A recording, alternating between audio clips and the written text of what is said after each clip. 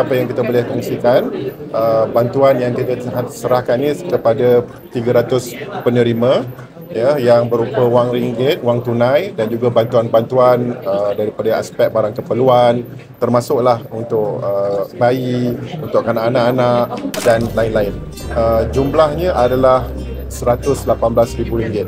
Buat pengetahuan semua, Yapim juga telah mengisytiharkan, mengumumkan bahawa untuk tahun 2025 ini sebanyak 2.7 juta dipersediakan untuk bantuan kepada mereka-mereka yang memerlukan akibat kesan daripada banjir. Inilah yang ingin kita tunjukkan, Kerajaan Marjani tunjukkan bahawa agensi-agensi jentera-jentera kerajaan bekerja secara satu pasukan untuk membantu rakyat.